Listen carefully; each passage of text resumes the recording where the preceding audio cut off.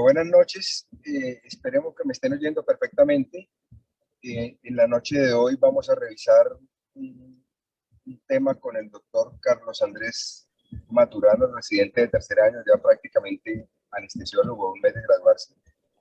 Vamos a hablar un poco sobre consideraciones anestésicas del paciente pediátrico para cirugía torácica y vamos a estar en compañía del doctor Jorge Vargas y al final del tema vamos a tener algunas consideraciones importantes. La doctora Indira Cujiño, que dedica gran parte de su práctica clínica en este tipo de patologías de tórax en niños, y el doctor Andrés Beltrán. Muchas gracias a todos por asistir hasta ahora, que es un día difícil, oscuro, lluvioso, pero ya es hora de que empecemos. Doctor Maturana, por favor, vamos a empezar. Buenas noches a todos. Me confirman si tienen algún problema para escucharme. Me presento, como me dice el profe, mi nombre es Carlos Andrés Maturana García, residente de tercer año de la Universidad del Valle, del programa de anestesiología y reanimación, y de antemano quiero agradecerle a él, el doctor Juan Manuel Gómez, y al doctor Jorge Eduardo Vargas, profesores del Departamento de Anestesia. Entonces sí, vamos a hablar sobre los desafíos anestésicos que nos vamos a encontrar para la cirugía torácica en los pacientes pediátricos. Entonces, el contenido de la charla va a tocar aspectos en embriología, fisiología y anatomía pulmonar, generalidades y valoración preanestésica en cirugía de tórax, técnicas de aislamiento pulmonar, toracoscopia y manejo analgésico. Entonces iniciamos con algunas definiciones. La edad del recién nacido, vamos a considerar que estamos a término cuando tenemos entre 37 y 42 semanas de gestación. El paciente posttérmino cuando es mayor a 42 semanas, y vamos a considerarlo pretérmino menor de 37 semanas, que a su vez vamos a dividirlo en leve cuando es entre 32 y 36 semanas de gestación y el nacimiento, moderado entre 28 y 31 semanas, y severo menor a 28 semanas. ¿Y por qué es importante conocer esto? Porque a nivel embrionario, ¿cierto? Durante la etapa de gestación, entonces vamos a tener varias fases del desarrollo del aparato respiratorio. Inicialmente, la etapa embrionaria, que se da entre la cuarta a séptima semana de gestación. En esta, pues, se van a dar los brotes pulmonares o divertículos pulmonares que se forman como una proyección del endodermo hacia el mesénquima. Posteriormente, entre la semana 5 a 17, se da la fase pseudoglandular. Aquí no hay diferenciación celular, solo hay formación de los bronquios principales, bronquiolos, pero no hay ninguna diferenciación celular ni conexión con capilares. Ya en la etapa ductal ya se va dando alguna diferenciación celular. Vamos a tener los bronquiolos terminales también, pero no hay ningún saco o conexión capilar que permita como tal hacer un intercambio gaseoso. Ya en la fase sacular, que se da entre la semana 25 a 37, ya se empieza a producir surfactante, ya hay una diferenciación celular de los neumocitos importante, lo mismo un rellenamiento capilar, y en esta etapa, pues si hay un nacimiento, pues se puede dar intercambio gaseoso extrauterino, pero no va a ser eficiente. Por eso, pues los recién nacidos, entre más extremos sean, mayor complicaciones respiratorias va a presentar. Ya posteriormente, en la etapa alveolar, que se da en lo que consideramos estar a término hasta ya la niñez, entonces ya se da como tal un adelgazamiento de estos sacos, y se van a formar los alveolos como tal, la tabicación de estos, y pues se va a dar de forma más eficiente el intercambio gaseoso. Tener en cuenta que en la etapa embrionaria tenemos unas, digamos, shunts o cortocircuitos que son fisiológicos para permitir la oxigenación del feto. Pues como tal, la oxigenación se va a dar por un intercambio gaseoso a través de la placenta, y la sangre oxigenada va a pasar por la vena umbilical. A nivel del hígado, pues va a dar la perfusión, y el ductus venoso de Arancio se va a conectar con la vena cava inferior para llevar esa sangre oxigenada a la aurícula derecha, que en este punto, por el aumento de las presiones a nivel de las cavidades derechas de las arterias pulmonares, se va a bypasear a través del foramen oval a la aurícula izquierda. De la misma forma, la sangre que logra pasar al ventrículo derecho y va por la arteria pulmonar, pues por este aumento de las resistencias vasculares a este nivel pulmonar, va a pasar a través del ductus arterioso, que es este otro circuito importante que va a llevar la sangre oxigenada hacia la parte distal del callado aórtico y pues ya hacia la parte inferior del cuerpo. Eh, ¿Qué pasa al momento del nacer? Al nacer, pues la primera respiración pues va a activar de forma funcional que se dé una disminución de las resistencias vasculares pulmonares, favoreciendo pues como tal el flujo a este nivel. Vamos a tener que el aumento en la presión arterial de oxígeno y la disminución o ausencia, mejor dicho, de la producción de prostaglandinas a nivel de la placenta va a llevar a que se dé el cierre del cortocircuito, pues, el ductus venoso y el ductus arterioso. Mientras que el foramen oval, este sí demora mucho más en cerrarse. Inicialmente se da es un cierre funcional porque se invierten las presiones a nivel de las cavidades cardíacas, que cuando éramos fetos, pues se favorecía el paso de derecha a izquierda, pero ya como a nivel sistémico aumentan las presiones, se favorece digamos, se favorecería el paso de izquierda a derecha, pero hay una válvula a nivel del foramen oval en el lado izquierdo, que es la válvula de Boisson, me perdonan pues la pronunciación, parece que es francés. Esta de forma funcional se cierra, se ocluye por el aumento de la presión a nivel izquierdo y impide el paso de la sangre de las cavidades izquierdas a la derecha. Entonces, esto es, digamos, muy importante tenerlo en cuenta. Hay unas características fisiológicas a nivel respiratorio que también tenemos que considerarlas a la hora de atender a nuestros pacientes pediátricos, y entre más pequeños, digamos, más pronunciadas van a ser estas diferencias. Entonces, a nivel central, pues tenemos un control respiratorio que es más inmaduro, tenemos una tasa mayor de consumo de oxígeno porque estamos en un periodo de crecimiento que en el adulto es de 3.5 mililitros de oxígeno por kilo por minuto. En los niños puede ser entre 7 hasta 9 mililitros por kilo por minuto el consumo de oxígeno.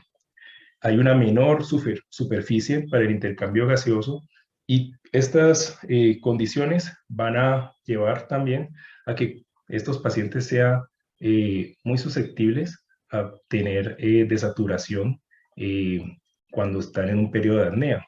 Los niños pues tienen menos alvéolos, menos comunicaciones interalveolares, menor elastina, tienen las costillas horizontales. Todo esto pues va a llevar a que haya una disminución en la capacidad funcional residual. También tenemos una disminución en el músculo tipo 1, que es el músculo que me permite hacer trabajos por más tiempo. Entonces estos niños cuando tienen alguna situación que altere la mecánica ventilatoria, pues se van a cansar más fácil, llevando a insuficiencia. Eh, y pues por el menor diámetro de las vías aéreas, hay mayor resistencia al paso aéreo. Entonces, un edema o cualquier obstrucción, así sea mínima, va a alterarme de forma drástica el flujo aéreo en las vías respiratorias. ¿Esto cómo lo vemos? Entonces, este esquema me muestra de forma, digamos, basal lo que sucede en un niño sano. O sea, el niño inspira, cuando inspira, pues vamos a tener que hay una porción de la tráquea extratorácica y una intratorácica y las vías aéreas inferiores. La presión negativa que se da por, digamos, pues por el aplanamiento del diafragma al inspirar, genera una presión negativa. Pero entonces, ¿qué pasa? Como estos tejidos que tiene el niño son muy complacientes, son muy susceptibles a que se dé una compresión dinámica, que obviamente se impide porque de todas formas en la tráquea pues tenemos unos anillos, hay unos tejidos cervicales que impiden este colapso total. Pero esa presión, ese gradiente de presión que se da entre la tráquea extratorácica y la intratorácica, pues genera un colapso de esta tráquea extratorácica y una dilatación de las vías aéreas inferiores. Y en la expiración, pues se mantiene algo la presión negativa a nivel intratorácico que impide que se colapse como tal estas vías aéreas inferiores. Pero ¿qué pasa? Cuando hay una obstrucción, estos fenómenos digamos, se potencian, entonces hay un gradiente de presión mucho mayor entre la tráquea extratorácica y la intratorácica y ese colapso dinámico puede ser muy marcado. Entonces, durante la inspiración en una obstrucción extratorácica vamos a escuchar un estridor, mientras que en una obstrucción intratorácica el estridor es audible tanto en la inspiración como en la expiración. Y cuando la obstrucción es intratorácica, pues digamos que el colapso dinámico es más de las vías aéreas inferiores. Esta gráfica nos va a mostrar cómo es la relación ventilación-perfusión pues, a nivel de los niveles de, de, del tórax, ¿cierto? Entonces vemos a este nivel que espere, pongo el puntero a nivel del ápice, se va a favorecer la ventilación, mientras que el flujo sanguíneo va a ser mucho menor. Más o menos a nivel de la tercera costilla, vamos a ver que la relación ventilación-perfusión es equivalente a 1. Pero a medida que vamos descendiendo hacia las bases, entonces vemos que hay un favorecimiento a el flujo sanguíneo y es menor la ventilación. Entonces se invierte esta relación ventilación-perfusión. Digamos que en la cirugía de tórax, pues esto lo tenemos que tener en cuenta porque los pacientes generalmente van en una posición de decúbito lateral, eh, pero ¿qué pasa en el niño? En el adulto, normalmente lo que tradicionalmente sabemos es que el pulmón dependiente, o sea, el que está en contacto con la cama o inferior, este pulmón es mejor ventilado y pues al mismo tiempo tiene mejor perfusión. Esto nos va a asegurar que, digamos, tengamos una adecuada oxigenación. Pero en los niños no pasa esto. Entonces, en el niño que tiene el pulmón abierto, que está con anestesia general, que está relajado, ¿qué pasa?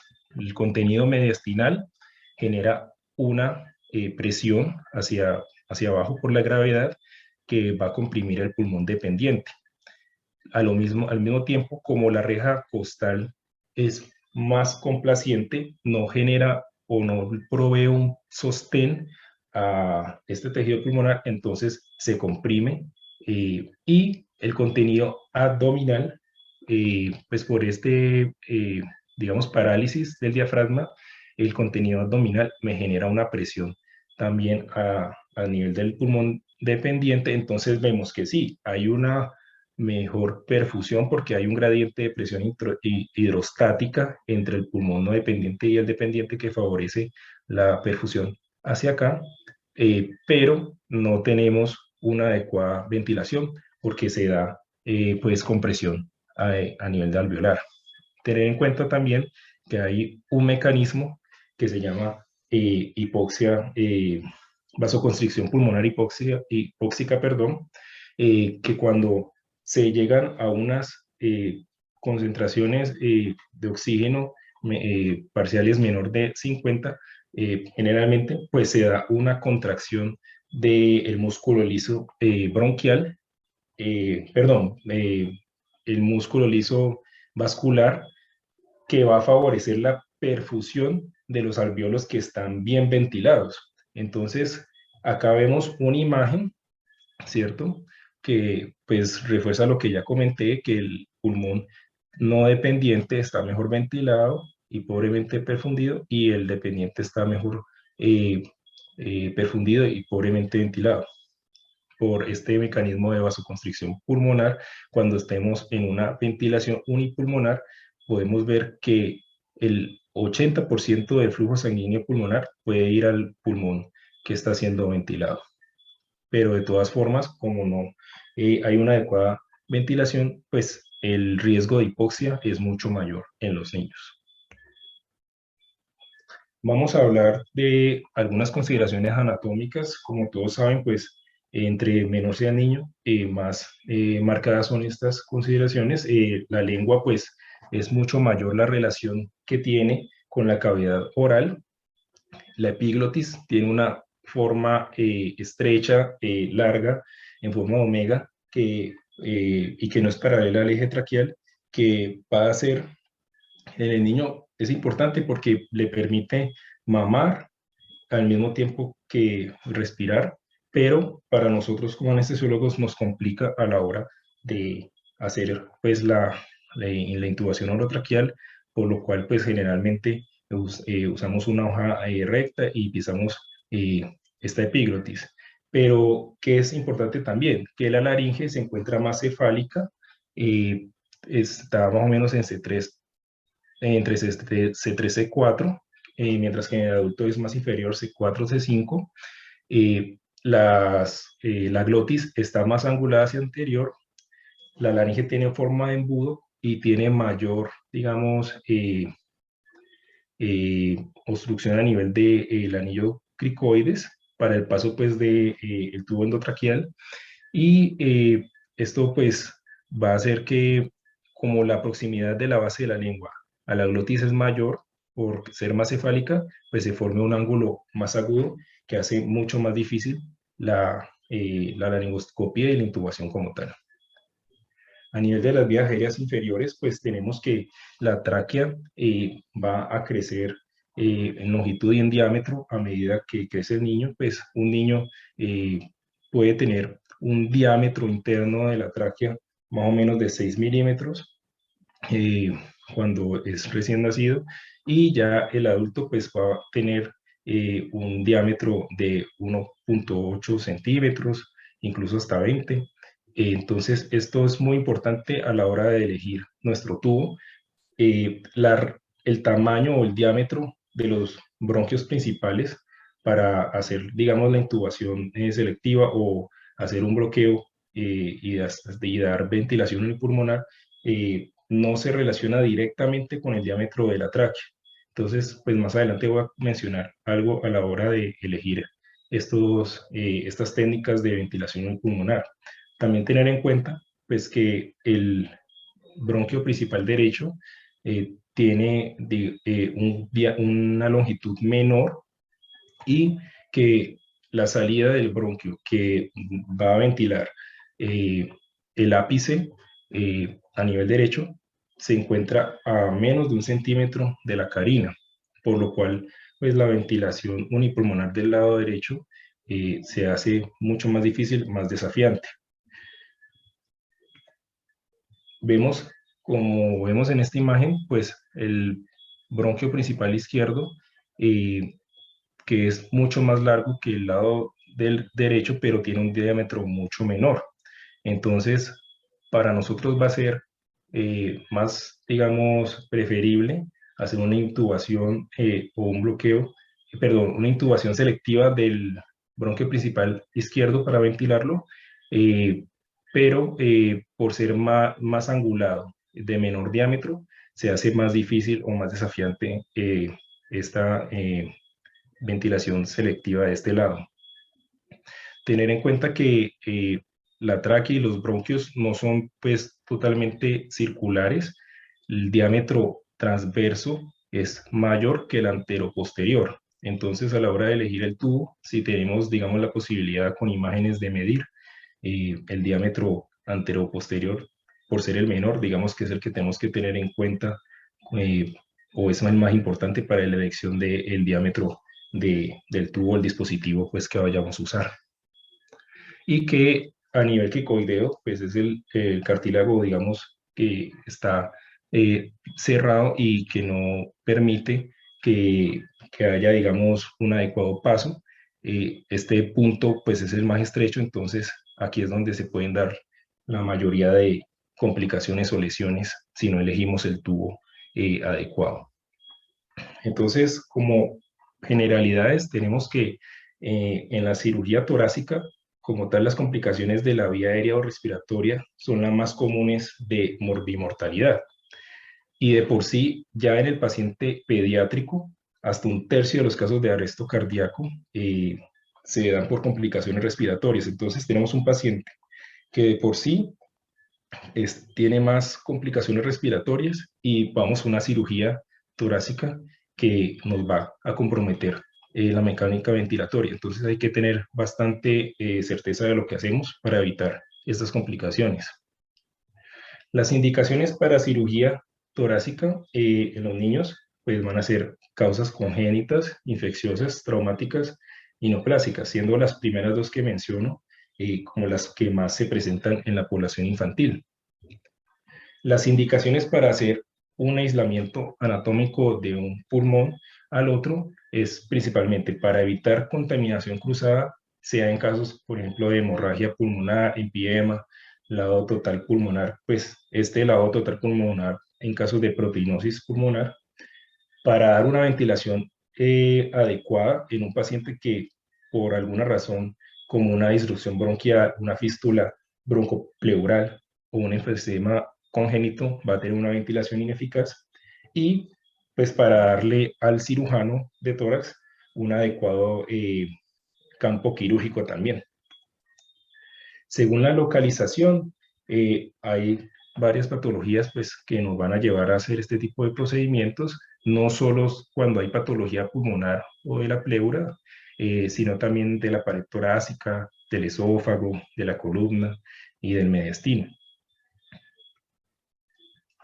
La valoración preoperatoria es importante tener en cuenta que la respiración involucra procesos complejos en varios sistemas, además del pulmón. Entonces, nuestra valoración preanestésica tiene que ser muy acuciosa, preguntarle bien a los padres sobre antecedentes de, digamos, malformaciones craneofaciales que nos van a pues, comprometer la vía aérea superior, alteraciones del músculo esquelético, como distrofias, también nos va a alterar la mecánica pulmonar. Un paciente que haya tenido pues, un compromiso importante neurológico, pues si de por sí los centros respiratorios en el niño son muy inmaduros, pues ahora con alguna alteración va a ser más difícil de pronto asegurar la ventilación. Cardiopatías congénitas que alteren pues esta relación cardiopulmonar. A nivel hepático, renal y hematológico no se puede, digamos, obviar que alteraciones de este nivel también pueden alterar la mecánica ventilatoria de forma indirecta. Entonces, en nuestra anamnesis, preguntémosles a los padres pues, la edad gestacional al nacer, si de pronto el niño estuvo en una sala UCI, estuvo intubado por mucho tiempo, si tenía condiciones congénitas. ¿Por qué? Porque alteraciones a este nivel, digamos que el niño sea muy prematuro, estuvo mucho tiempo intubado, pues puede ser factores de riesgo para apnea a nivel perioperatorio, estenosis subglótica y traqueomalacia. Algunos factores de riesgo para complicaciones pulmonares periperatorias, pues tenemos algunos hallazgos como sibilancias, tos seca, rinitis, historias personales de asma, eczema, exposición a humo de cigarrillo o infecciones virales de la vía aérea superior, que nos van a indicar más que todo hiperreactividad de la vía aérea.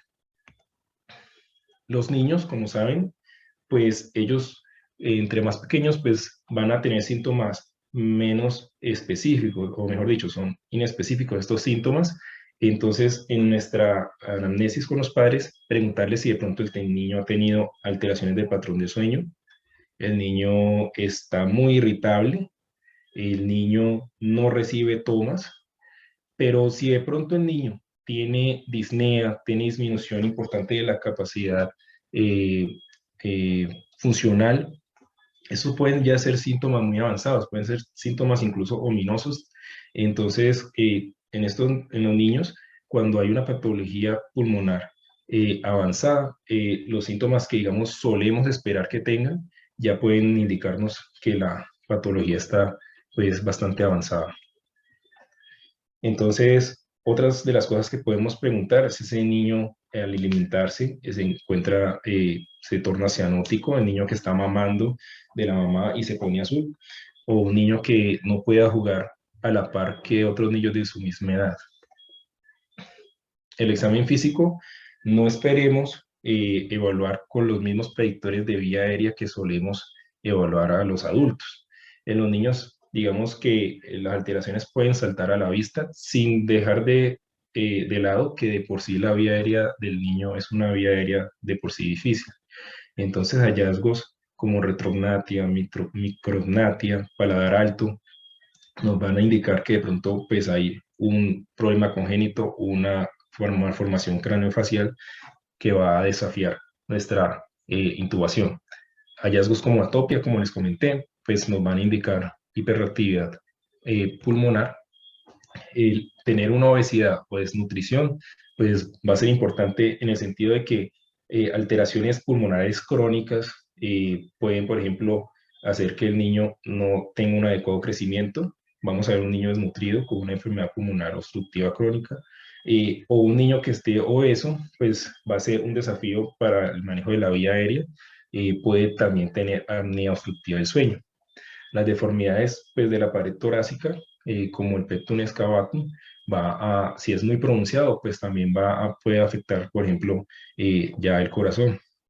Y pues la auscultación cardiopulmonar va a ser súper importante para nosotros, tener en cuenta si de pronto tiene algún ruido sobreagregado para así de pronto hacer estudios ulteriores. Las pruebas de función pulmonar no se usan de rutina en los niños, generalmente con la anamnesis y el examen físico solemos tener suficiente, pero hay que conocerlas. Entonces tenemos estudios dinámicos de medición de volúmenes estáticos y de capacidad de difusión. El objetivo de estas pruebas pues, es establecer si hay una disfunción mecánica, cuantificar el grado de la disfunción y definir la naturaleza de la disfunción, si es obstructiva, si es restrictiva o si es mixta. En los estudios dinámicos pues tenemos principalmente la espirometría, la curva de flujo-volumen, pues la morfología de ella y la medición del flujo expiratorio pico. Aquí quedamos a ver la capacidad vital funcional, eh, perdón, la capacidad vital forzada, que es que luego de hacer una inspiración forzada, vamos a hacer la expiración forzada y aquí vamos a medir el volumen expirado forzado en un segundo y la relación del volumen expirado forzado, el ratio del volumen expiratorio forzado en un segundo con la capacidad vital forzada. Entonces, lo que buscamos es que al menos estemos sobre el valor predictivo, el 80% del valor predictivo. Acá vemos pues, la morfología de una espirometría normal y acá ya vemos dos patrones que son anormales. Del lado izquierdo, como vemos, vamos a tener una disminución de la capacidad vital forzada y del volumen expiratorio forzado en un segundo, pero un ratio que se mantiene, pues, digamos, normal. Y en el otro lado tenemos una prueba prebroncodilatador y postbroncodilatador, en la cual vemos disminución del volumen expirado forzado en un segundo y del ratio. En el lado izquierdo, entonces, es una morfología característica de un patrón restrictivo, disminución de los volúmenes de forma general, pero el ratio se mantiene normal. Y el patrón obstructivo, en este caso es reversible porque hay, digamos, un cambio, una mejora después del uso del broncodilatador. En el patrón obstructivo, pues hay una disminución del flujo en expiración, entonces se va a ver el FEP sub 1 disminuido y el ratio de FEP sub 1 y capacidad vital forzada también va a estar disminuido. Ya las pruebas de dilución o de medir la reserva cardiopulmonar, pues van a ser muy difíciles de realizar en la población infantil. Generalmente, pues se van a reservar para niños grandes, adolescentes, y entonces tenemos la dilución de gas que nos va a mirar con el nitrógeno o helio en un circuito cerrado, pues cómo está la integridad del tejido pulmonar.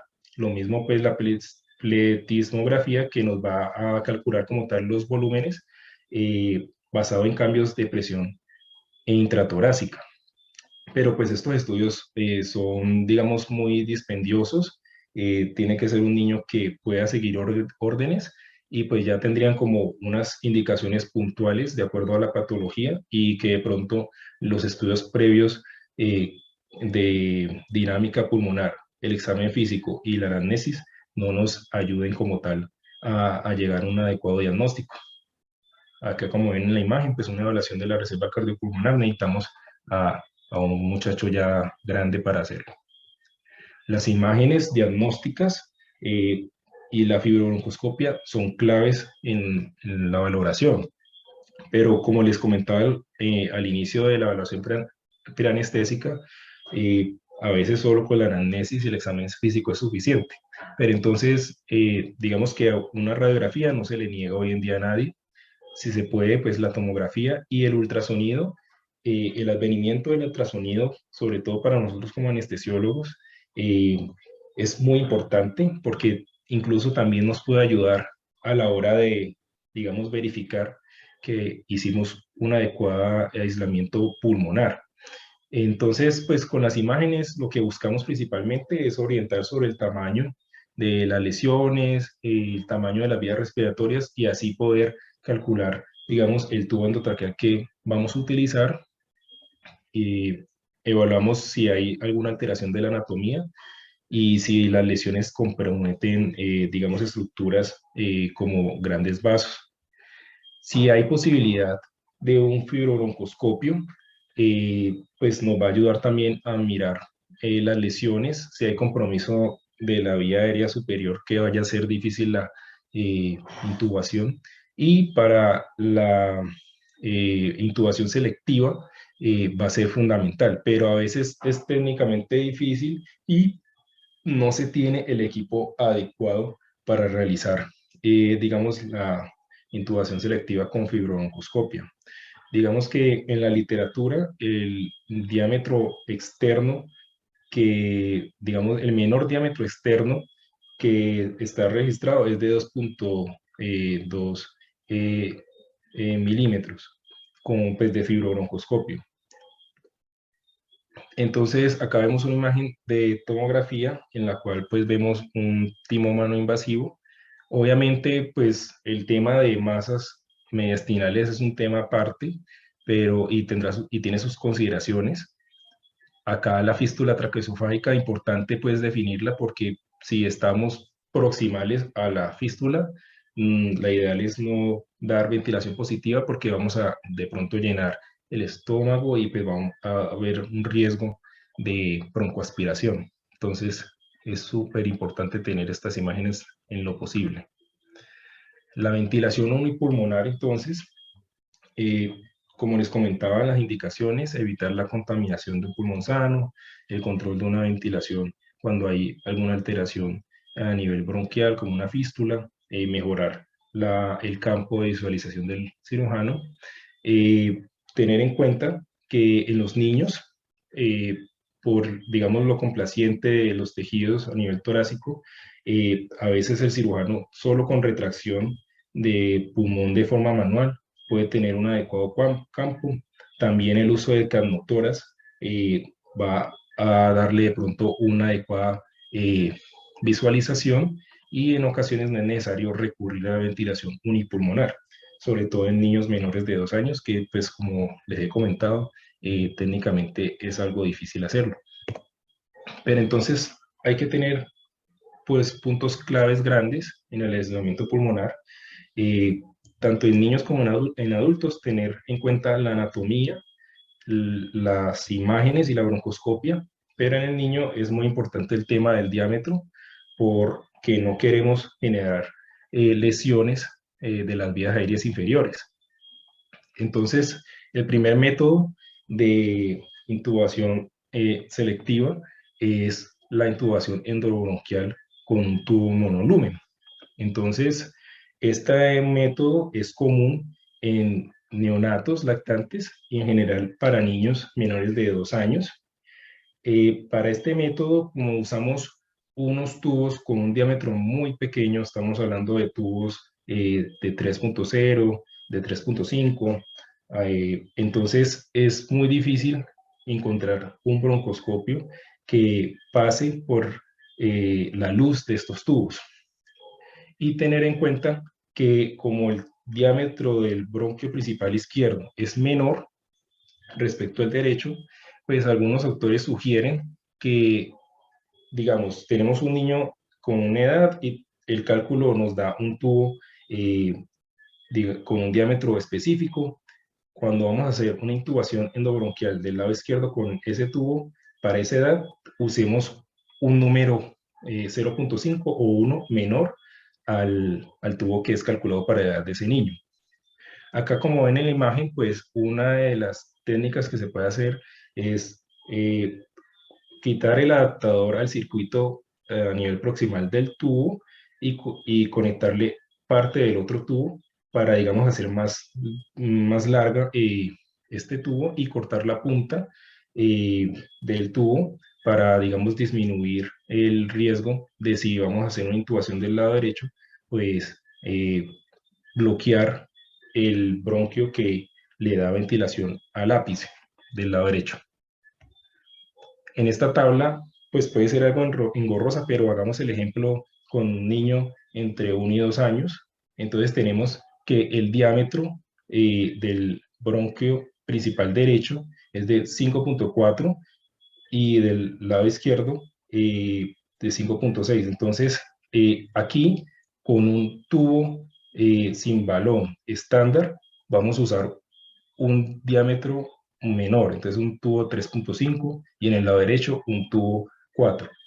Y en el lado, y en el caso de un tubo endotraqueal con balón, pues vamos a usar un tubo 4 y un 3.5 en el lado izquierdo. Estas imágenes las tomé de un artículo de una anestesióloga que me recomendó el doctor Juan Manuel, uno de mis tutores, para hacer como tal la técnica de intubación selectiva de ambos bronquios. Pues estas imágenes son principalmente, inicialmente, del bronquio principal izquierdo, entonces vamos a hacer, bueno, precisar que no fue hecho en pacientes pediátricos, sino en adultos, pero entonces hacemos una laringoscopía convencional, pasamos el tubo y cuando estamos a nivel de la glotis, que hemos pasado la glotis, giramos el tubo 270 grados en sentido de las manecillas del reloj. Posteriormente, giramos la cabeza hacia el lado izquierdo. Recuerden que estamos tratando de intubar el bronquio principal izquierdo y desplazamos la tráquea hacia el lado derecho. Vamos a avanzar el tubo de esta forma hasta sentir un tope o hasta llegar o si no hemos sentido pues como resistencia, hasta el adaptador al circuito.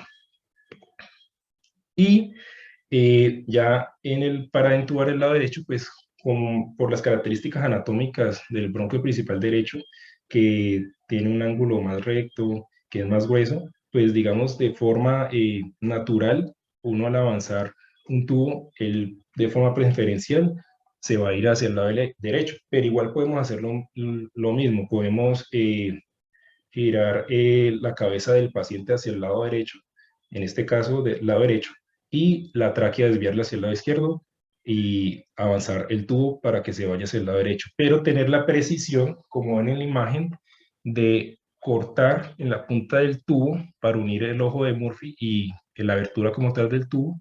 ¿Esto es para qué? Para poder ventilar el bronquio que le da ventilación al ápice derecho, al lóbulo superior, perdón, para pues evitar que, digamos, al avanzar y hacer la intubación selectiva del bronquio derecho, generemos una obstrucción a este nivel y pues aumentando así el riesgo de hipopsia. Digamos que las ventajas de la intubación selectiva con monolumen es que nos permite en una situación de emergencias, como una hemorragia, como un neumotórax, hacer rápidamente eh, la intubación selectiva y la ventilación unipulmonar. Pero tiene desventajas como que no nos permite en el pulmón hacer operado que se dé un adecuado colapso del pulmón para que el cirujano tenga una adecuada visibilidad. Tampoco podemos hacer succión del contenido a este nivel y tampoco podemos insuflar. En algunos escritos, pues, se habla de la sugerencia de antes de hacer la intubación selectiva, de pronto pasar una sonda, también con la laringoscopia, pasar una sonda que nos va a permitir de pronto realizar succión del contenido y pues hacer como tal el colapso del pulmón a ser operado. La siguiente técnica son los bloqueadores bronquiales. Los bloqueadores bronquiales se pueden usar en edades entre 3 meses a 9 años. De preferencia, pues es el método en niños entre 2 años a 6 años de edad. Hay dos métodos de realización: coaxial, que es con el bloqueador pasando dentro del lumen del tubo, y un método paralelo que es el tubo, pues ambos, el bloqueador y el tubo están dentro de la tráquea, pero el bloqueador no está dentro del tubo. En pediatría, pues usamos el catéter para embolectomía arterial Fogarty, principalmente, aunque hay otros catéteres de embolectomía pues, de otras casas que se pueden usar. Eh, el bloqueador ARNDT, el Fuji Uniblocker, el Univent y más reciente el Easy Blocker, que ya les iré mostrando imágenes. Entonces el catéter Fogarty, como lo ven aquí, pues es una indicación off-label del catéter Fogarty. Eh, Tenemos acá que algunos tienen una guía. Acá podemos ver en esta imagen, cuando hacemos un método coaxial, si no tenemos un adaptador a nivel proximal para que podamos ventilar y al mismo tiempo pasar el bloqueador, pues se puede hacer un orificio a nivel proximal del tubo y pasar el bloqueador a través de la luz, y nos permite de esa forma, digamos, fijarlo con más facilidad.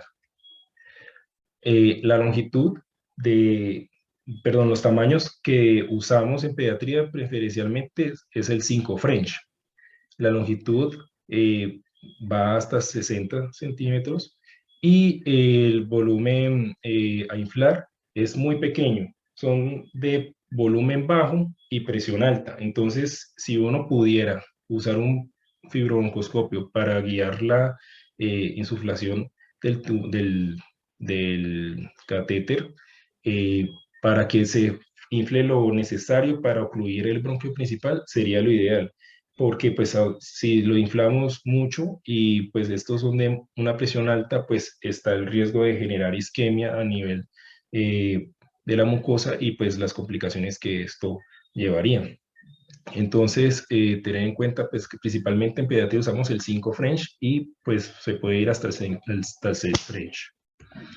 Las ventajas, pues en los pacientes muy pequeños se puede utilizar y digamos es de fácil colocación, pues entre comillas, porque por sí usar un bloqueador necesita, digamos, un entrenamiento. No es fácil pues para una persona primeriza realizarlo, pero en situaciones de emergencia nos puede ayudar. Y las desventajas es que pues tú bloqueas el pulmón, pues que va a ser operado, pero no nos permite, como no tiene una luz que nos permita, digamos, succionar o insuflar, pues no vamos a tener un adecuado, eh, un adecuado campo de pronto para el cirujano. O sea, nosotros bloqueamos y tenemos que esperar que el aire sea reabsorbido para que se genere su colapso. pues lo que ya les comentaba de que son balones de bajo volumen y alta presión y se aumenta pues el riesgo de lesión de la mucosa, que luego de nosotros hacer la insuflación, bloquear el bronquio principal y movilizar al paciente, puede haber herniación del balón y llegar hasta la carina y impedirnos la ventilación en ambos pulmones, y que en un paciente que tenga alergia al látex, pues no va a ser posible usar. El bloqueador el bronquial RNT tiene la ventaja, como ven en la imagen, que tiene un asa, ¿cierto? Tiene una guía en su lumen y tiene un asa que nos va a permitir eh, amarrarla al fibrobroncoscopio. Y estos bloqueadores tienen un adaptador trilumen por el cual por uno pasa el bloqueador ARNT, por una de las luces pasa el fibrobroncoscopio y por la otra luz pues vamos a conectar el circuito ventilatorio. Entonces podemos ventilar al paciente al mismo tiempo que estamos maniobrando pues para dejar el bloqueador. Acá vemos otra imagen más cercana, como el asa, digamos, se amarra al cuello del fibrobroncoscopio para ser guiado. Pero, ¿qué es importante? Entonces, nosotros tenemos un tubo con un lumen y nosotros necesitamos, para que pase algo a través de ese lumen, que el diámetro de ese fibro o ese bloqueador bronquial sea menor al 90% del diámetro interno del tubo. Y si queremos ventilar, el diámetro debe ser menor del 50% de la luz del tubo. Generalmente cuando por un tubo puede pasar o el fibrobroncoscopio y al mismo tiempo el bloqueador, la oclusión no sería, en teoría, no sería menor al 50% porque pueden pasar los dos dispositivos. Pero de pronto esto se puede mejorar con la técnica paralela. Tener en cuenta que en los menores de 2 años se va a preferir la técnica paralela que la coaxial. Acá en este esquema, pues vamos a ver eh, cómo sería, digamos, la técnica. Nosotros vamos a llevar juntos el bloqueador y el fibrobroncoscopio y de forma directa vamos a ver pues cómo se deja el bloqueador en el bronquio principal que queremos bloquear, y al mismo tiempo insuflamos y posteriormente pues vamos a ya dejar el bloqueador ahí, vamos a salir con el broncoscopio. Vemos en ambas imágenes, en la del lado izquierdo es como sería con la técnica coaxial o intraluminal, y en la derecha vemos la técnica paralela. Acá vemos pues otra imagen, ya en esta, digamos, más específico la técnica paralela, por laringoscopía directa o guiada por fibrobroncoscopio, pasamos el bloqueador inicialmente, pasamos el tubo con el fibrobroncoscopio en su interior y podemos ya mirar para qué lado o qué bronquio principal dejar el bloqueador y insuflamos con visión directa y luego nos retiramos. Si es posible, cuando reubiquemos al paciente, volver a verificar con el fibrobroncoscopio que esté en la adecuada posición el bloqueador sería pues lo mejor. Acá vemos otra, digamos, posibilidad es primero, si el diámetro pues del bloqueador y del fibrobroncoscopio no caben dentro de la luz del tubo, podemos inicialmente solo con el fibrobroncoscopio vamos hasta el bronquio principal que queremos bloquear, avanzamos el tubo hasta este nivel, nos salimos con el fibrobroncoscopio, posteriormente pasamos el bloqueador eh, y luego pues ya el bloqueador quedaría ahí en teoría. Si no tenemos el fibrobroncoscopio también podemos hacer uso de la fluoroscopia para ver dónde estamos. Acá en la primera imagen del lado izquierdo pues se ha avanzado el bloqueador muy adentro y posteriormente se retira hasta que quede a nivel del bronquio principal que queremos bloquear, en este caso pues de la imagen en el lado izquierdo.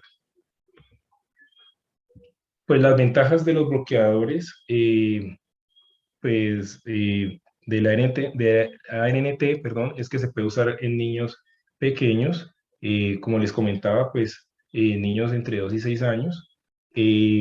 Puede ponerse en pacientes que ya estuvieran previamente intubados, por ejemplo, un paciente que venga de la UCI. No necesitamos cambiar el tubo endotraqueal al finalizar el procedimiento, pero las desventajas es la posible herniación, la fuga de aire en el adaptador multipuerto durante la colocación y el difícil bloqueo del lóbulo superior derecho, por lo que les comentaba que eh, el bronquio que va al lóbulo superior derecho está muy cerca a la carina. Otro de los dispositivos es el bloqueador Univen. Digamos que tiene la ventaja que tiene en su misma luz una luz que es solo o exclusiva para el bloqueador.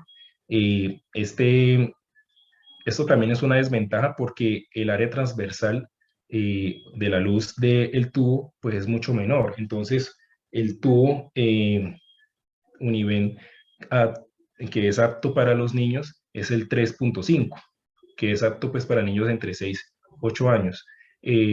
Ese Univen pues tiene un diámetro eh, mucho mayor de lo que uno espera para ese diámetro interno, ¿cierto?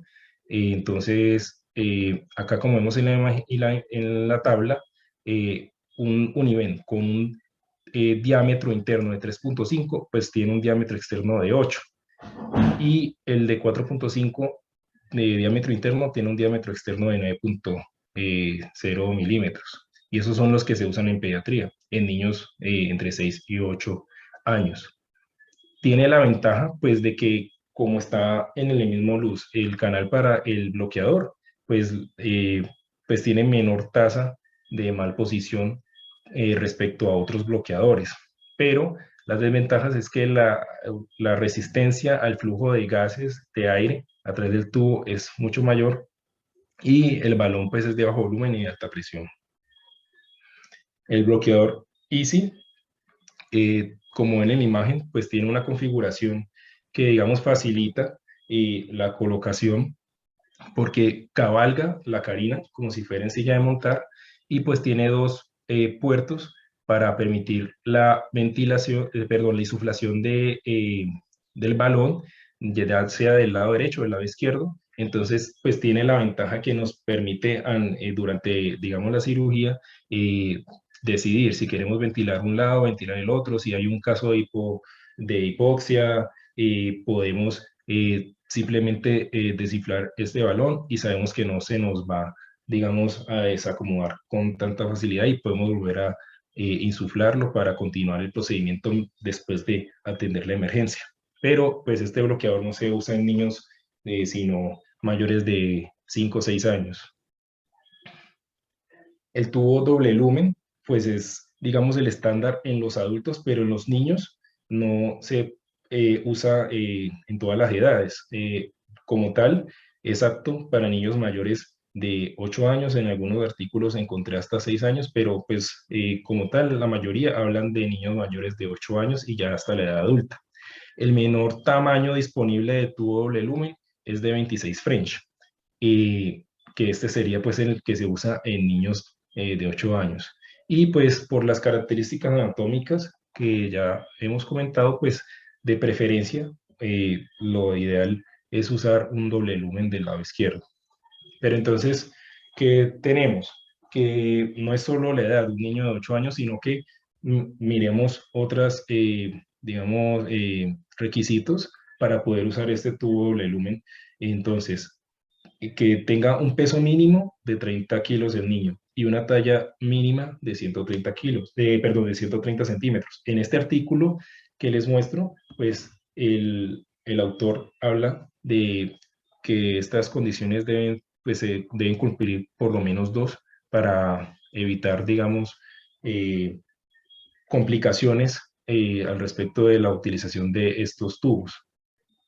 Las precauciones que debemos tener al usar el tubo doble lumen es pues, hacer una inserción y avance suave del tubo. La técnica es igual a la que se usa en el adulto. Idealmente usemos el fibrobroncoscopio para confirmar la colocación del tubo doble lumen y tenemos que evitar la sobreinsuflación de los balones. Los tamaños, como le comenté, el de niño es de 26 French y pues ya tener en cuenta pues el diámetro externo, principalmente del cuerpo, para asimismo tener en pues evitar lesiones de la vía aérea superior y asimismo después del bronquio que vamos a bloquear.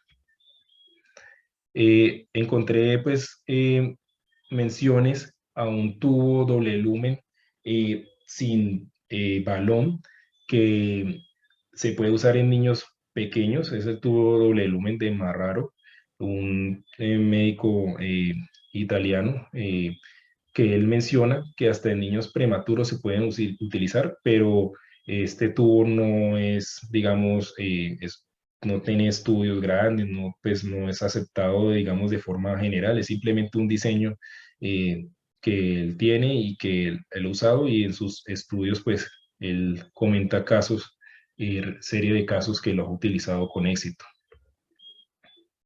Entonces, de forma resumida, vamos a tener que la elección de la técnica de ventilación no pulmonar, pues según la edad, entonces los niños menores de 2 años vamos a usar intubación endobronquial con tubo convencional o vamos a usar un catéter de embolectomía Fogarty 3 o 4 French. En los niños entre 2 y 6 años, la intubación endobronquial convencional, usamos el catéter Fogarty y aquí ya entran también los bloqueadores ARNT 5 French.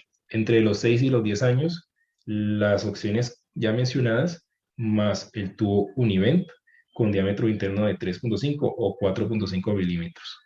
Y ya en los niños mayores de 10 años, o más específicamente mayores de 8 años, ya también entran en juego los tubos doble lumen.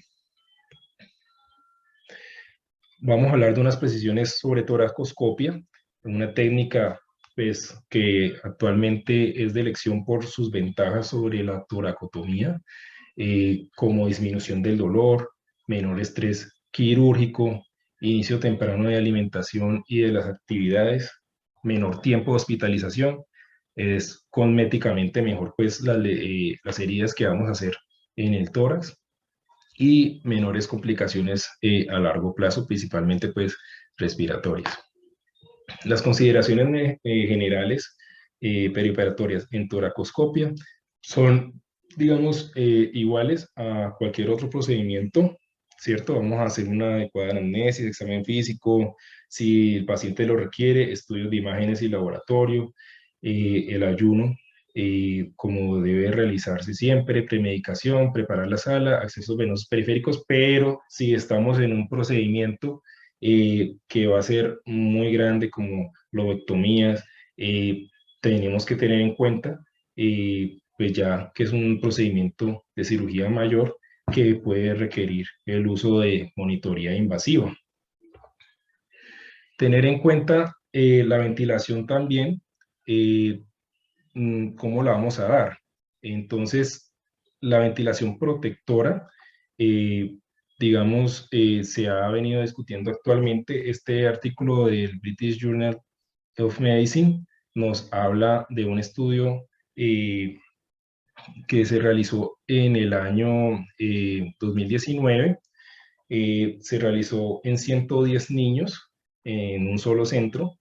En este estudio se dividieron para pacientes que iban a hacer, se les iba a hacer resección pulmonar y que requirieron ventilación unipulmonar. Entonces, los niños que se ingresaron eran niños menores de 5 años, se dividieron en dos grupos y a un grupo le dieron ventilación protectora que lo hicieron con estas variables, un volumen tidal de 6 mililitros por kilo cuando era ventilación bipulmonar y de 4 mililitros por kilo cuando era unipulmonar y con PIC de 6 centímetros de agua en todo el procedimiento, versus el otro grupo que era de control, que no era ventilación protectora con volumen tidal de 10 mililitros por kilogramo en bipulmonar y Tidal de 8 mililitros por kilogramo en unipulmonar sin colocación de PIP.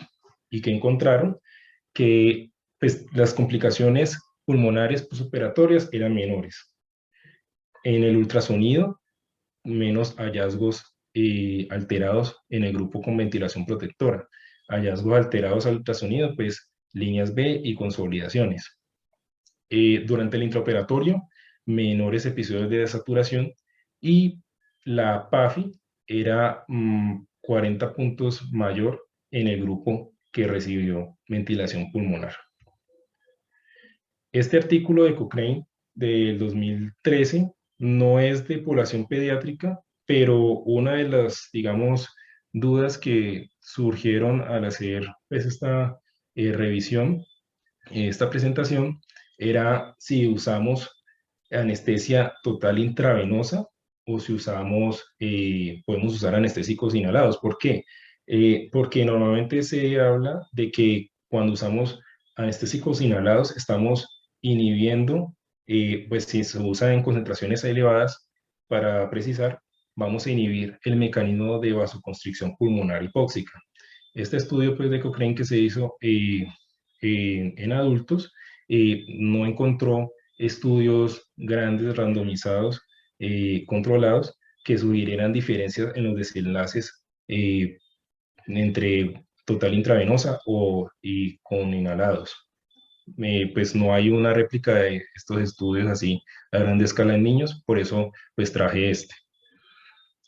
Eh, Respecto a si usamos camnotoras junto con ventilación unipulmonar o solo ventilación unipulmonar, tampoco hay estudios como tal en niños, pero este que les muestro que se publica en Pediatrics se hizo en un modelo animal, en marranos pues pequeños. Se usaron 12 lechones, fue un estudio experimental y se dividieron en dos grupos. Un grupo que recibió ventilación unipulmonar con canotórax asociado versus un grupo con solo ventilación pulmonar. ¿Qué se observó? Que en general, durante la cirugía, los cerditos toleraron en los dos grupos los tipos pues, de ventilación que se les dio, pero en el grupo que tenía tanto canotórax como ventilación unipulmonar, se vio una disminución significativa del índice cardíaco. Pues ahí cabe la duda, ya en un estudio más grande y con niños, qué sucedería, pero pues por la parte ética es muy difícil realizarlo. Entonces, cuando estamos dando ventilación unipulmonar por las consideraciones fisiológicas, pues que hemos comentado, es alto el riesgo de presentarse hipoxia. Pero entonces, ¿qué podemos hacer cuando se presenta un episodio de hipoxia? Ventilar con una FiO2 del 100%, el evitar concentraciones altas de halogenados o si se puede, suspenderlos mientras tanto, mientras se atiende la emergencia. Vamos a descartar que haya una mala posición o mal funcionamiento de los dispositivos de la vía aérea. En el pulmón no dependiente, si es posible, vamos a dar ventilación o CPAP. Tratemos de usar siempre pues, estrategias de ventilación protectora y ya en caso que definitivamente ninguna de los anteriores haya servido, debemos insuflar ambos pulmones y, digamos, parar la cirugía mientras se atiende la emergencia. Ya el último aspecto de la charla, que es el manejo del dolor. El dolor, pues, si no es tratado adecuadamente a nivel pulmonar, torácico, perdón, se corre el riesgo de que haya disfunción pulmonar, lo cual a la larga pues va a llevar a telectasia y a neumonías. Y en los niños, a diferencia de los adultos, cuando no se hace un adecuado manejo del dolor, pues se puede alterar la plasticidad neuronal y el comportamiento a largo plazo. Esta cuña, para hablar de que hay un estudio reciente publicado este año del PROSPECT, que son guías pues, para, de revisión sistemática, para el adecuado manejo posoperatorio del dolor.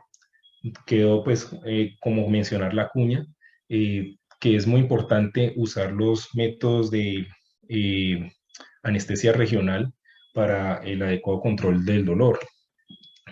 Digamos que la analgesia epidural sería como eh, la piedra angular o el gol estándar para el adecuado manejo del dolor. Doctor Maturana, vamos terminando, vamos resumiendo porque ya se nos alargó un Sí, poquito la charla. Sí, por ya, favor, vamos a las conclusiones. Yo creo que lo listo, más importante.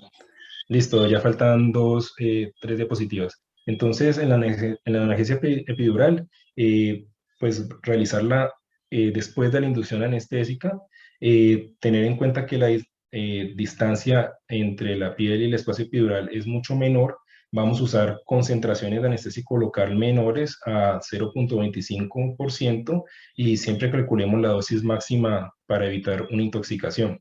Eh, Hay muchos estudios, pero que son casos, reporte de casos, serie de casos, sobre el uso del bloqueo ESP, que está muy en boga hoy en día para el manejo del dolor en cirugía torácica.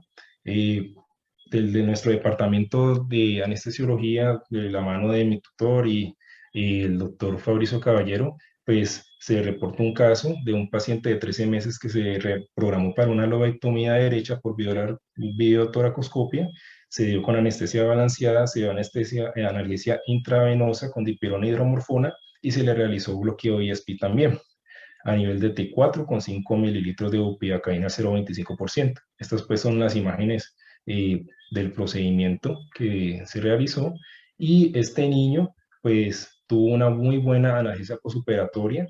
El rescate pues solo necesitó una dosis de dipirona y acetaminofén y no requirió opioides como tal y a los 3 días se le dio salida. A la duda que también surge si usamos ESP o epidural torácica, pues cómo compararlos para la población pediátrica. No hay estudios actualmente, pero hay uno en andamiento publicado en clinicaltrials.gov que debería dar resultados para abril del 2023. Entonces, pues este tema termino con esta frase porque es un tema, no es común este tipo de procedimientos. A nosotros nos puede dar algo de miedo, digamos, hacer este tipo de procedimientos, pero a veces se necesita actuar, así uno tenga miedo, tiene que actuar para poder realizar este tipo de procedimientos. Entonces, bueno, por la brevedad del tiempo, termino acá. Muchas gracias por la atención y pues estoy abierto a las preguntas o inquietudes y pues al conversatorio sobre este tema. Muchas gracias. Bueno, doctor Maturana, muchas gracias por la exposición. Es un tema difícil de resumir. Tenemos que tratar de ser un poquito más concisos, pero estuvo muy bien, muy completo.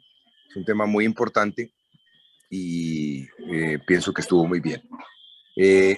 Quisiera darle paso al doctor Vargas, pero primero la doctora Cujiño, a ver qué nos quiere decir la doctora Cujiño sobre este tipo de cirugías en niños, lo que ustedes hacen en la fundación y todo lo que tú haces en cuanto a sistemas de intubación para estos niños de estas patologías pulmonares. Buenas noches a todos, doctor Juan Manuel Gómez, muchísimas gracias y al doctor Maturana, felicitaciones, creo que muy buena la presentación. Pues quería como agregar varias cositas y creen que me estoy extendiendo mucho, me paran, pero son como tipsitos que creo que vale la pena como exaltarlos. Uno es que A usted no la vamos a parar, doctora, no la a vamos mí a no, parar. no, pero cualquier cosa me paran. Bueno, una de las cosas, yo hago más que todo adultos, pero sin embargo hago algunos pacientes pediátricos. El que más hace pediatría es el doctor Andrés Beltrán, que creo que no pudo estar, pero siempre hacemos algunos pacientes de pediátricos. Los neonatos tal vez es el reto más grande. En esos pacientes una recomendación es utilizar los tubos más pequeños que se puedan utilizar en esos neonatos, además que son el neonato a término, pues con un peso adecuado para la edad gestacional, un 2.5, perdón, es como lo ideal, porque normalmente los tubos 3 ya empezamos a tener problemas para meterlos dentro del bronquio y generalmente rebotan y hacen difícil el aislamiento pulmonar. El problema de esos tubos tan pequeños es la obstrucción y digamos que ese es el problema que más frecuentemente encontramos en esas cirugías, es que esos tubos tan pequeños con los mocos, con las secreciones, se tapan y en algunas ocasiones incluso hay que cambiar el tubo durante la cirugía porque nos dificulta la ventilación. Si uno va a utilizar un bloqueador bronquial, el bloqueador también se puede utilizar, siempre se debe utilizar con un fibrobroncoscopio.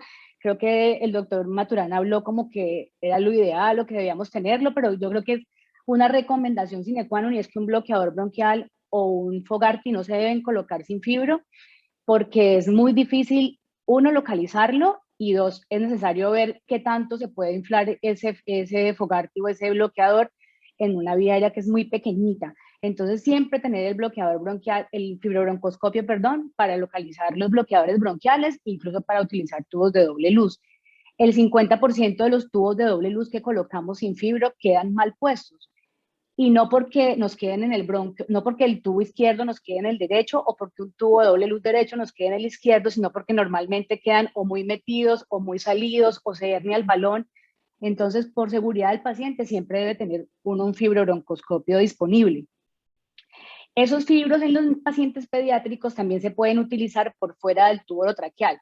Entonces, en esos tubos tan pequeños, 3 o 2.5, hay que utilizar fibros igual de pequeños, neonatales, y los puedo colocar, se pueden introducir por fuera del tubo orotraqueal y es mucho más fácil en algunas ocasiones localizar el bloqueador. De esta cosa, un segundo, por aquí anoté. Si necesito un tubo más pequeño, como decías, puedo utilizar un Fogarty para hacer el bloqueo pues, del pulmón. Nosotros incluso conseguimos en hemodinamia a veces unos Fogarty de 3 o 4 French.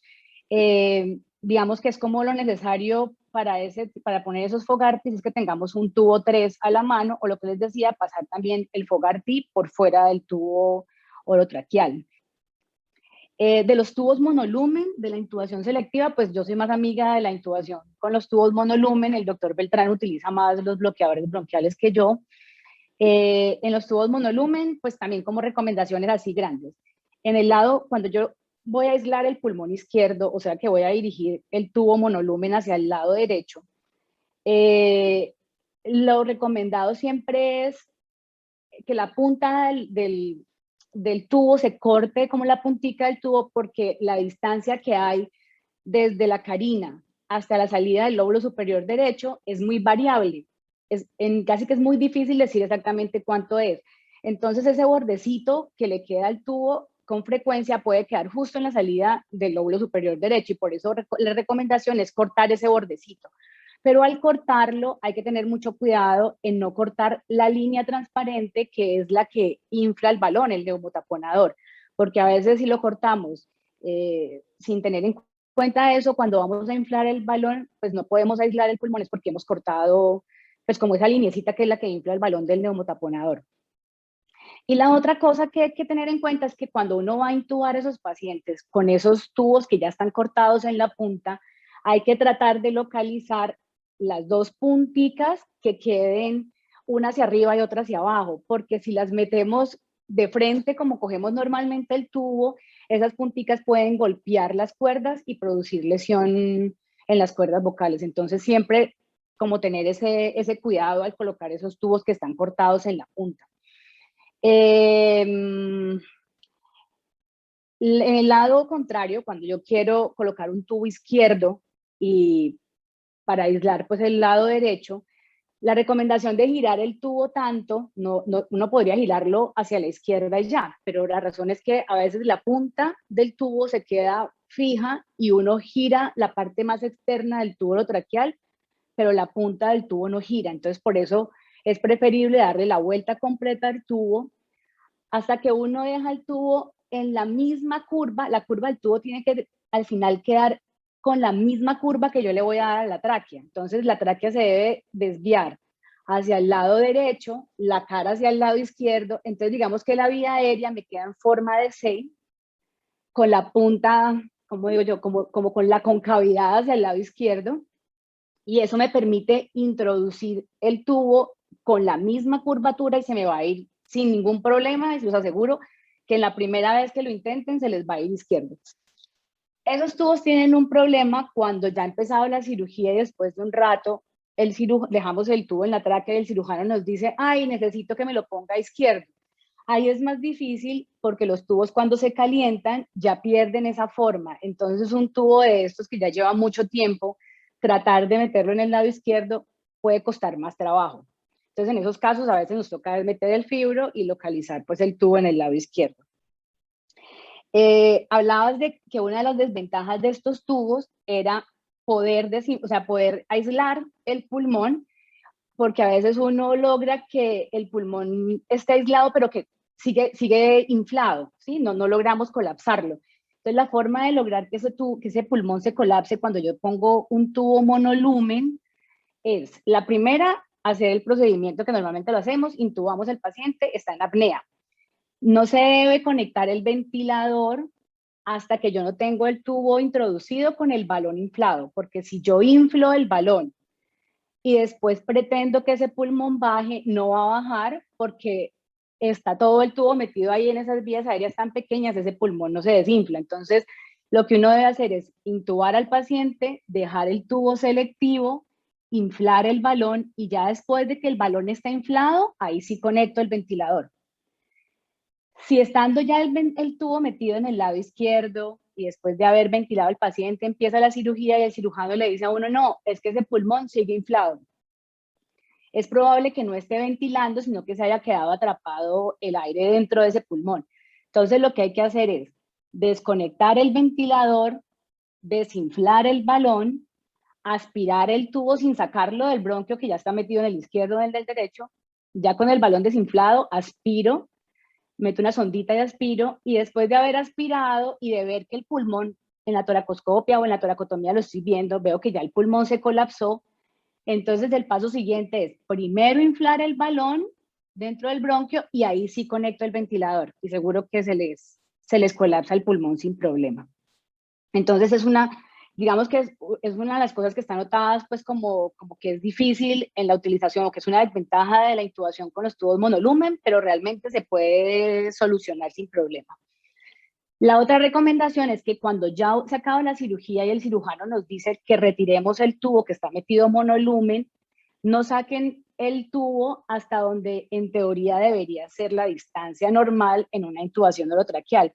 Porque a veces por la posición que tiene el paciente o por la curvatura que ha cogido el tubo durante la cirugía, terminamos a veces sacando el tubo un poco más, incluso extubando el paciente. Entonces lo que hay que hacer es sacar el tubo un poquito hasta que veamos que el pulmón vuelve a ventilar, ¿sí? Que lo logramos reclutar.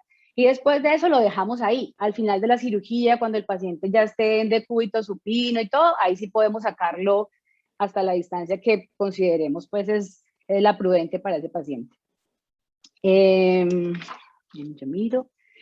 Otra recomendación es siempre dejar durante la cirugía el fonendoscopio en la axilita del niño o en la parte anterior del tórax del pulmón dependiente.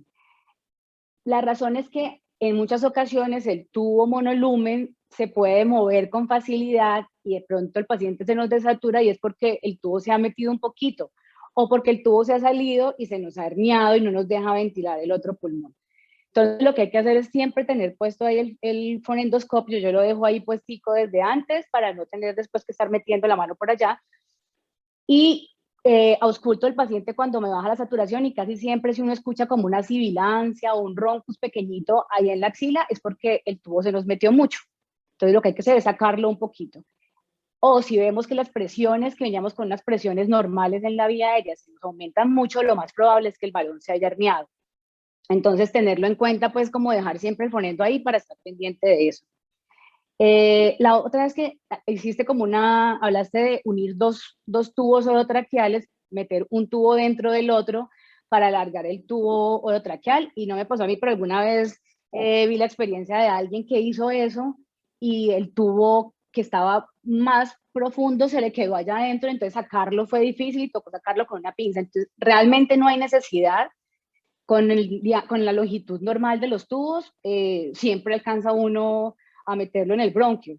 Normalmente queda muy poquito espacio, entonces uno deja apenas el bordecito ahí en los dientes y lo fija ahí, pero normalmente no hay que unir dos tubos para hacer ese aislamiento. La recomendación es no unir dos tubos. Respecto a los bloqueadores bronquiales, también quería hacer como dos recomendaciones grandes. La primera es que los bloqueadores bronquiales se mueven con mucha facilidad, se desplazan muy fácil. Entonces lo que normalmente hacemos es que colocamos el bloqueador bronquial con el paciente estando en decúbito supino y lo dejamos inflado y bloqueado ya el bronquio. Y cuando ponemos al paciente del lado, esos bloqueadores ya infladitos se salen más fácil. Entonces, si yo quiero dejar el bloqueador puesto cuando el paciente está en decúbito supino, está bien, lo meto, lo localizo, ya sé cuál es la distancia a la que tiene que estar, aprieto pues la rosquita que me deja el bloqueador ahí ya apretadito y desinflo el balón. De modo que cuando yo volteo al paciente es menos probable que el bloqueador se desplace del bronquio. Igual siempre toca volver a revisarlo. Yo a los bloqueadores bronquiales nunca les quito la cuerdita azulita que va por dentro del bloqueador porque no hay necesidad. Si yo quiero, si ese pulmón pasa igual que lo que les explicaba ahorita con el tubo monolumen, si el pulmón me queda atrapado, no se me desinfla, no se me hace telectasia de ese pulmón que quiero desinflar, lo que hay que hacer es desconectar el tubo orotraqueal de la máquina de anestesia, desinflar el balón del bloqueador bronquial, aspiro, vuelvo y inflo el balón del bloqueador y ahí sí conecto el ventilador y seguro que va a ser más fácil poder desinflar ese pulmón así que a través de esa línea tan chiquita que tiene el bloqueador bronquial por dentro, que es muy difícil aspirar por ahí y lograr colapsar un pulmón. Entonces es mejor nunca quitarle esa cosita azulita, sino hacer pues la maniobra de desconectar el ventilador y todo eso.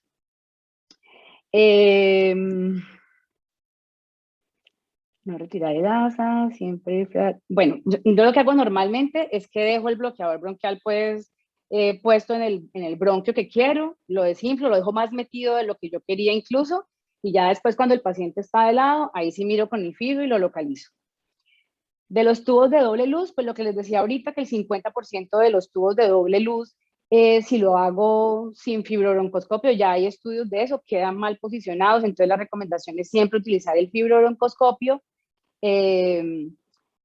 Y decía decir algo más de eso. Bueno, la otra cosa es que si uno lee, en los libros siempre le dicen a uno, gira el tubo de doble luz, no sé cuántos grados, mientras está entrando con el tubo. Entonces, más que cuántos grados tengo que girar el tubo de doble luz es que cuando yo estoy entrando, ya pasé las cuerdas, ya saqué la guía y voy a meter el tubo de doble luz. Depende yo qué tanto lo haya girado antes de pasar por las cuerdas. Entonces, si yo ya pasé las cuerdas, lo que tengo que hacer es girar el tubo lo necesario para que las dos paticas que le quedan a uno mirando de frente, no sé si soy capaz de explicarme, pero las dos paticas tienen que quedar igualitas, no deben quedar una torcida, una arriba y otra abajo, ni el bronquial al lado contrario. O sea, la idea es que las dos paticas te queden, si es un tubo izquierdo, la azul al lado izquierdo y la blanca al lado derecho. Y si es un tubo derecho, al contrario, pero que te queden las dos paticas mirando de frente. Y lo más probable cuando uno tiene problemas con un tubo de doble luz que queda mal posicionado, no es que se haya metido en el lado contrario. Lo más probable es o que esté muy metido, entonces esté supraselectivo del lado que yo quiero, donde está metido pues el tubo, o que esté muy salido. Piensen siempre eso antes de pensar que el tubo les quedó al lado contrario, ¿sí? Y la otra cosa es que cuando uno hace una fibro con un tubo de doble luz y resulta que entra con el fibro y no ve sino un solo tubo, es como si yo tuviera, uno ve el tubo de doble luz y ve un balón dentro de una sola tráquea o unos cartílagos que son como un solo tubo. Siempre que ustedes ven un solo tubo, están perdidos. Entonces lo que hay que hacer es retirar el tubo de doble luz hasta donde usted pueda ver la carina. Si yo no veo la carina, no puedo dejar el tubo ahí. Entonces saco el tubo hasta donde más puedo que encuentre la carina. Después de que yo encuentro la carina, ahí sí puedo introducir el tubo de doble luz y seguro se me va a ir para el lado izquierdo, para el derecho, lo que yo necesite. Pero nunca se queden metidos en ese, a veces se quedan, me pasa a veces con los residentes que se quedan mirando como ese único tubo con un balón azul metido en la mitad y ni para adentro ni para afuera. Si ustedes no están viendo y están perdidos, hay que salirse con el tubo de doble luz hasta que logren encontrar la carina con el fibrobroncoscopio. Esa es como la recomendación más grande.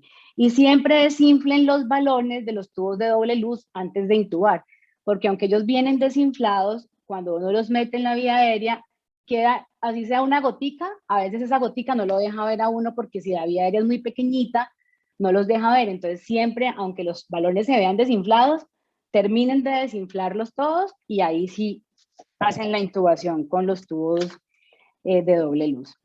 Y respecto a la hipoxemia intraoperatoria, yo les hago como una recomendación en paso siempre a los residentes, y es la primera es ventilar los dos pulmones. Si yo tengo un paciente hipoxémico, no puedo poner a mirar qué hacerle la fibro, que si hago una cosa, que si hago la otra. Lo primero es volver a ventilar los dos pulmones. Aumentar la fracción inspirada de oxígeno al 100%. Revisar los circuitos y estar segura de que no hay ninguna desconexión. Desinflar el balón bronquial, porque a veces lo que pasa es que el balón o se ha herniado o está muy metido, siempre desinflar el balón bronquial, de modo que yo garantizo que estoy ventilando los dos pulmones. Ya después de que he hecho todo eso, he recuperado al paciente, ya el paciente está saturando bien, ahí sí hago la fibrobroncoscopia, porque a veces pasa que el paciente está hipoxémico, yo me imagino que el tubo se movió y lo que hago es hacer una fibrobroncoscopia, entonces el paciente está peor desaturado, va a ser más complicado recuperarlo, ya el paciente es un pediátrico, empieza a hacer bradicardia, bueno, entonces siempre primero ventilar los dos pulmones, aumentar la fracción inspirada de oxígeno, revisar los circuitos, desinflar el balón bronquial, luego la fibrobroncoscopia y la otra es aspirar los tubos orotraqueales que en los pacientes pediátricos se tapan con mucha frecuencia.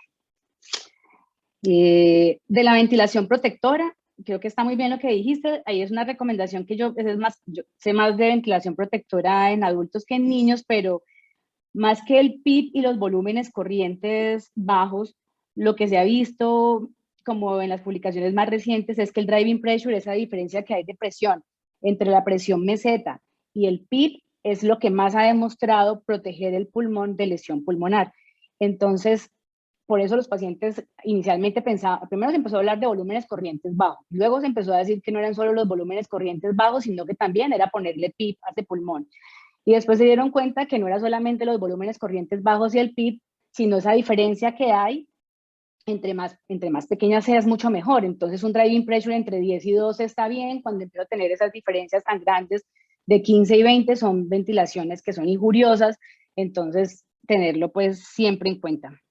Y del ESP, nosotros tenemos como una buena experiencia con estos bloqueos en pacientes pediátricos, sobre todo en cirugía cardíaca, lo están utilizando mucho en la clínica, nos ha ido bien, digamos que en lo que más, para mí sigue siendo la primera elección la analgesia peridural posoperatoria, pero digamos que en esos pacientes que se pueden hacer por cirugía toracoscópica, que van a una cuña pulmonar o un procedimiento muy pequeño, que seguramente les van a dar salida al primero o segundo día posoperatorio, se pueden utilizar los bloqueos del lector de la espina, y la recomendación es que si yo le voy a dejar una PCA para manejarlo en el posoperatorio, dejándole un catéter ahí, más que dejar infusiones continuas, es utilizar bolos de PCA, porque en ese bloqueo director de la espina, esas dosis continuas no abren ese espacio, la idea es que ese espacio se abra con los bolos.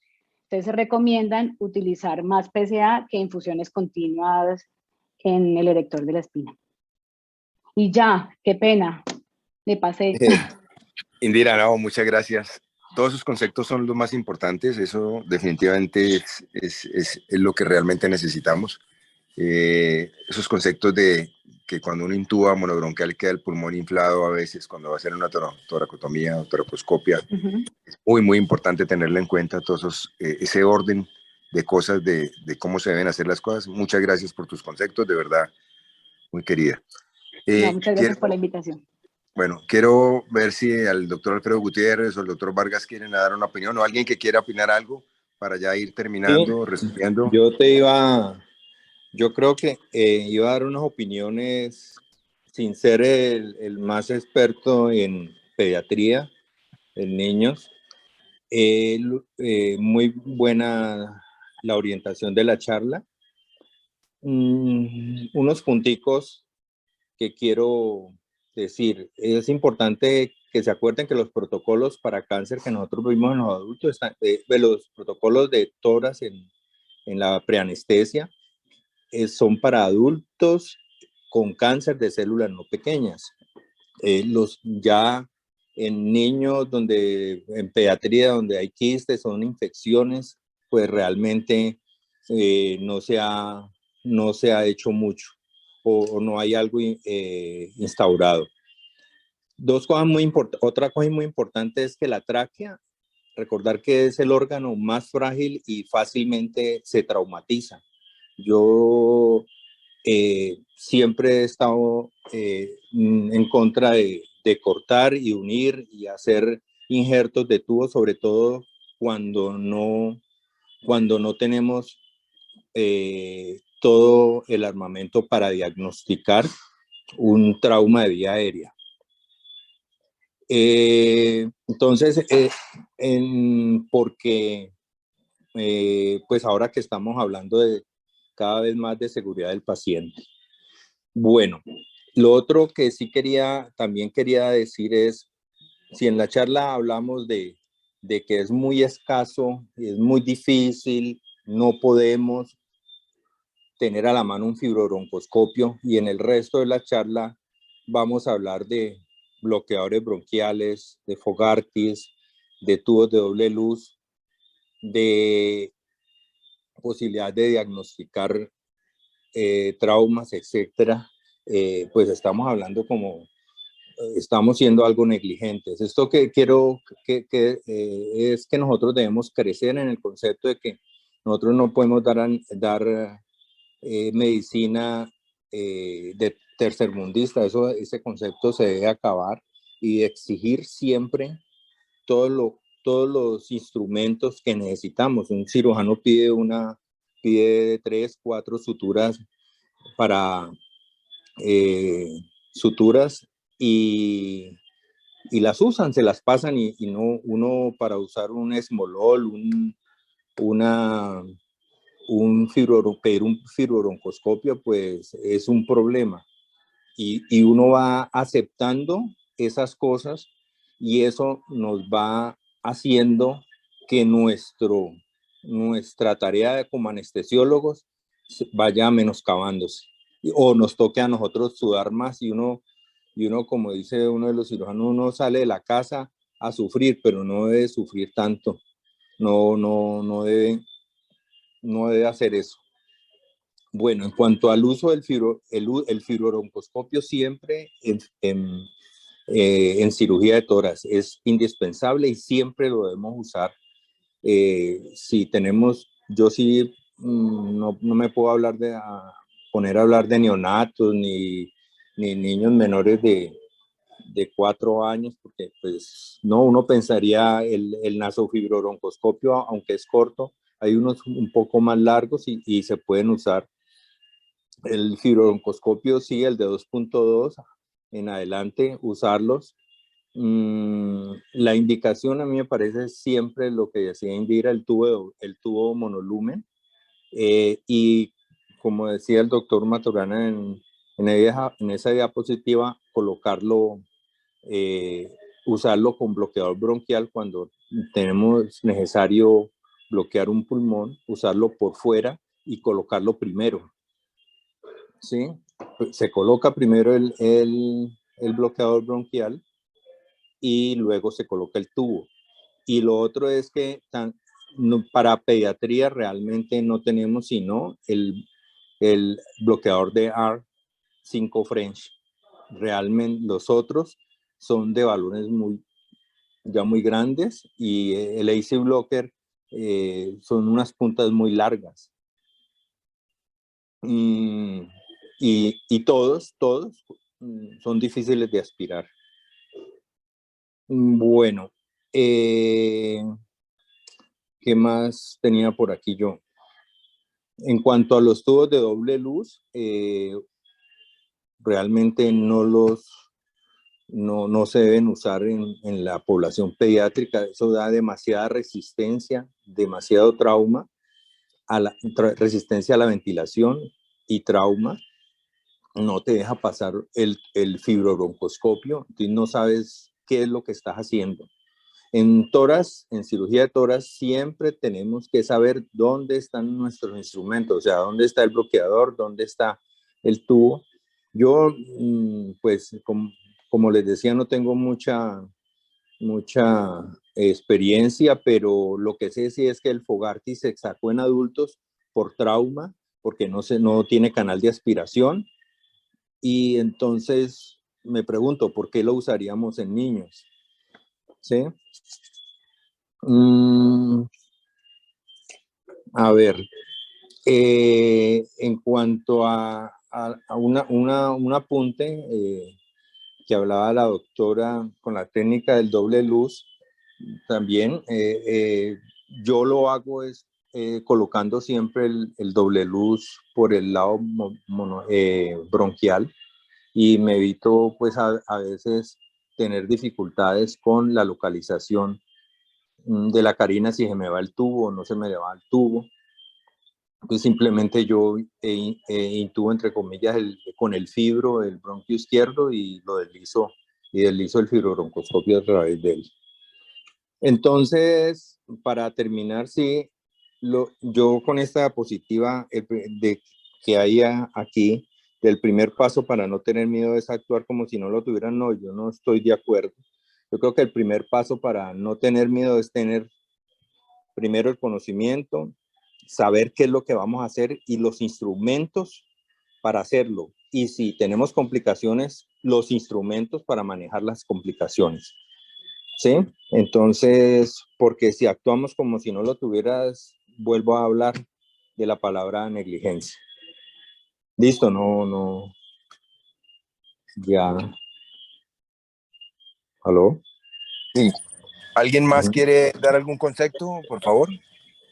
Yo pienso que con estas intervenciones de Alfredo y Indira y la presentación de Carlos, yo creo que ya a esta hora es más que suficiente. Les agradecemos mucho por la presencia y nuevamente, Carlos, muy bien presentado el tema.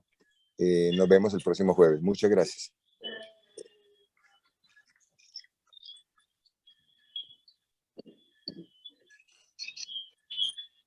Gracias. Muchas gracias a todos. Hasta la próxima. Si están por ahí todavía, les recomiendo una aplicación en Sí, el App Store que se llama Doble, se escribe así, Doble Lumen. Es una aplicación para estudiar, para hacer como prácticas con la intubación con el fibrobroncoscopio, que es bien interesante si les queda tiempo de mirarla. Es como metiendo el fibro a través de un tubo de doble luz. Son casos clínicos y uno dice qué hay que hacer con los tubos de doble luz, y es muy interesante. Sí, es súper interesante. Sí. Hola. Hola. Que estén muy bien todos. Buenas noches. Chao, buenas Gracias. noches. Chao, Indira. Hasta luego, muchas gracias. Chao, que estén bien.